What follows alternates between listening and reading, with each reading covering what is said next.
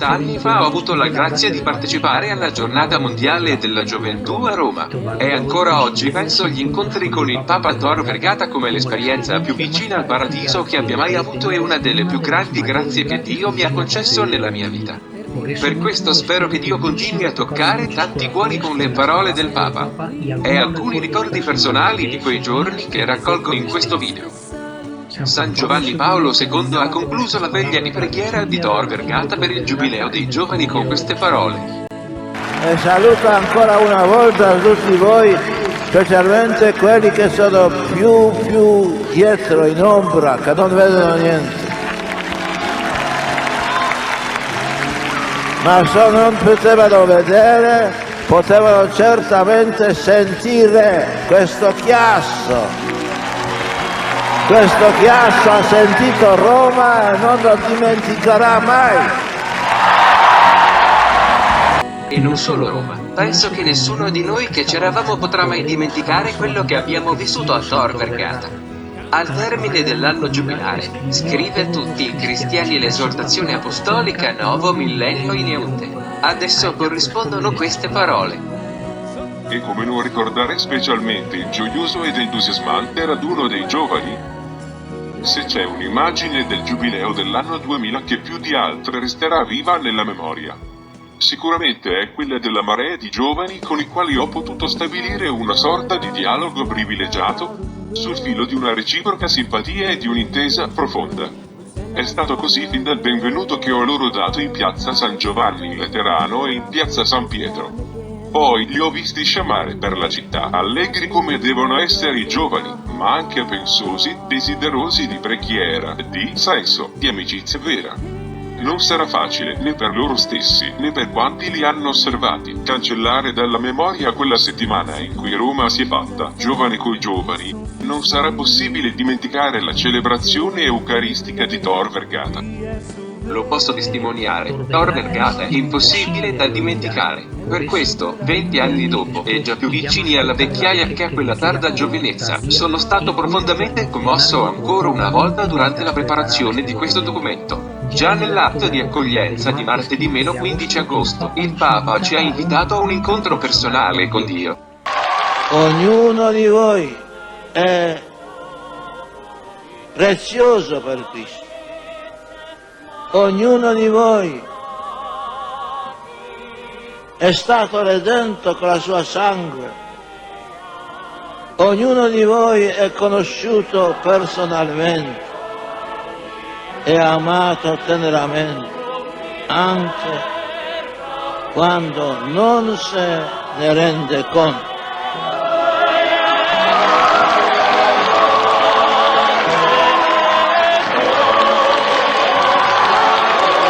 Ma torno ai miei ricordi. Stavo andando a Roma con poca voglia, lo ammetto, anche se era un piano allettante, è arrivato quando ero particolarmente stanco. Tuttavia, tutto lì ha preso una svolta di 180°. Ed è che, come turismo, il piano che avevamo era catastrofico. Qualche piccolo dettaglio. Di 9 notti. Avevamo programmato di trascorrerne 3 sul bus in movimento, uno a terra a Tor Vergata, 4 su stuoie in pieve romana, e solo uno a letto. E a questo si aggiunse il caldo del Ferragosto romano, lunghe passeggiate, pasti di sopravvivenza. Quello che è stato detto, come turismo, un clamoroso fallimento. Noi però non siamo andati per turismo ma perché il Papa ci aveva convocati. Così abbiamo offerto a Dio quei disagi per il Santo Padre, e sempre con un ampio sorriso.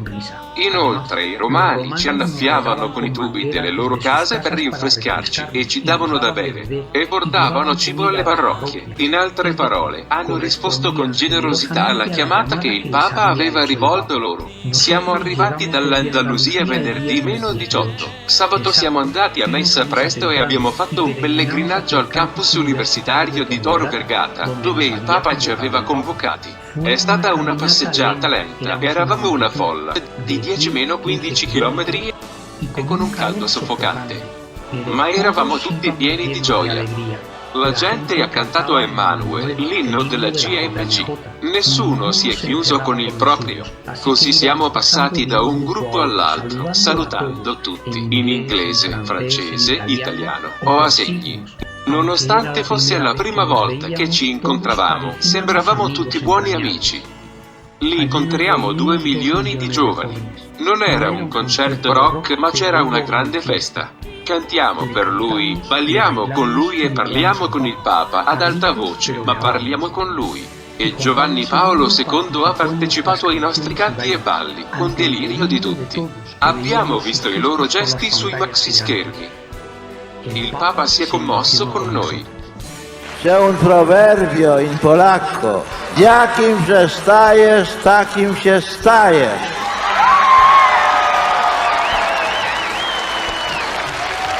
Vuol dire, se tu vivi con i giovani, tu dovrai diventare anche giovane.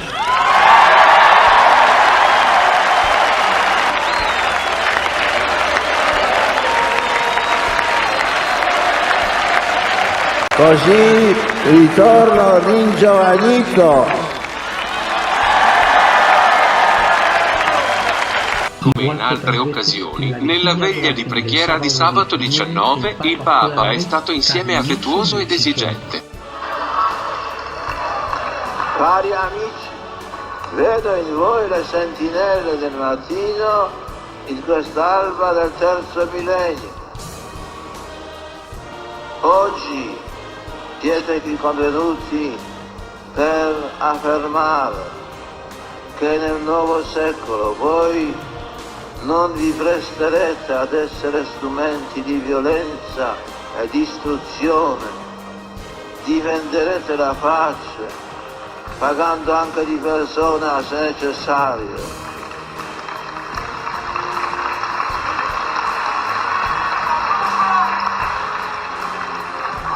Voi non vi rassegnerete ad un mondo in cui altri esseri umani muoiono di fame, restano analfabeti, mancano di lavoro.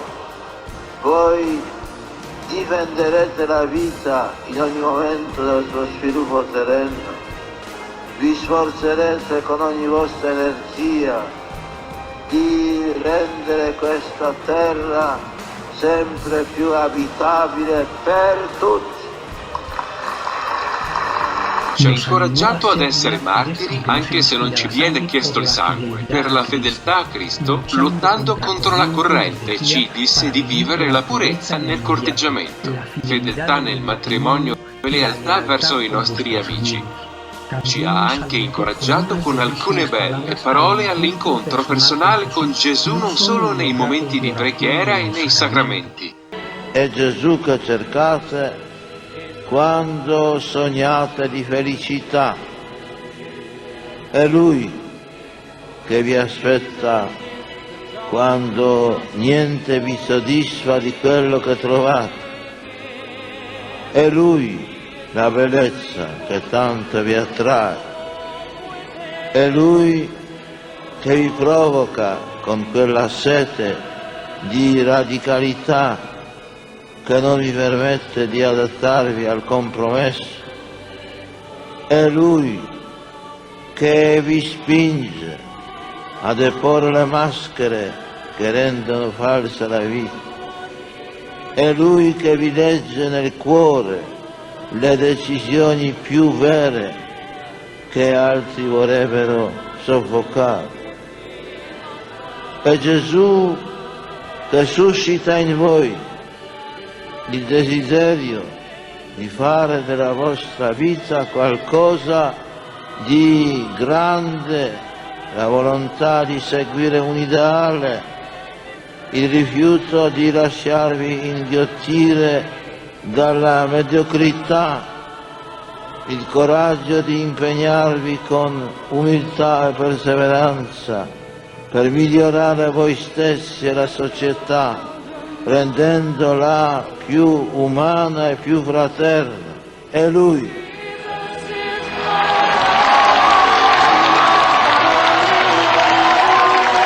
E ha chiuso le sue parole di quella notte spingendoci ad essere generosi con Dio, senza paura. Cari giovani del secolo che inizia, dicendo sì a Cristo.